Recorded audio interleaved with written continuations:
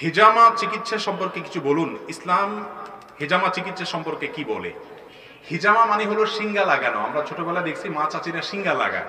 এখন আলহামদুলিল্লাহ হিজামা শব্দটাই পরিচিত হয়ে গেছে। এটা হাদিসে বর্ণিত হয়েছে এমন একটা শব্দ হিজামা, এবং এটাকে আধুনিক চিকিৎসায় আপনার কাপ থেরাপি বলে, কাপিং থেরাপি বলে, এই জাতীয় নাম আছে। এই হিজামাটা সুন্নাত এবং বিলুপ্ত হওয়া সুন্নাত। অনেক তরুণ ভাইরা এবং বিভিন্ন শ্রেণী পেশার ভাইরা এই সুন্নাকে নতুন করে জিন্দা করার উদ্যোগ নিয়েছেন ঢাকায় বিভিন্ন জায়গায়। এটা অ্যাপ্রিসিয়েট করার মতো আলহামদুলিল্লাহ। মনে রাখবেন, নবী করিম সাল্লাল্লাহু আলাইহি ওয়াসাল্লাম বুখারী বর্ণিত হাদিসে বলেছেন, তিনটি কাজের মাধ্যমে মানুষ চিকিৎসা গ্রহণ করে থাকে।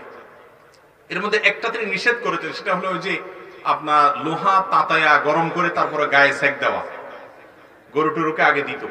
নবী সাল্লাল্লাহু আলাইহি ওয়াসাল্লাম এটা নিষেধ করেছেন। আর মধু এবং হিজামা শিঙ্গা লাগায়া শরীরে যে দূষিত রক্ত আছে শিঙ্গার মাধ্যমে, কাপিং থেরাপির মাধ্যমে, কাপ থেরাপির মাধ্যমে সেই দূষিত রক্তগুলো বের করে ফেলে চিকিৎসা করা, এইটার ব্যাপারে তিনি বলেছেন এর মধ্যে আরোগ্য আছে। এবং বিশেষ করে মানুষের বিভিন্ন বড় বড় ব্যাধি থেকে রক্ষার জন্য হিজামা এটা উপকারী। নবী সাল্লাল্লাহু আলাইহি ওয়াসাল্লাম বলেছেন আরোগ্য আছে, তার মানে এটা আল্লাহর পক্ষ থেকে ওহীপ্রাপ্ত একটা ট্রিটমেন্টের একটা পদ্ধতি, যেটা আমাদের থেকে হারিয়ে গেছে।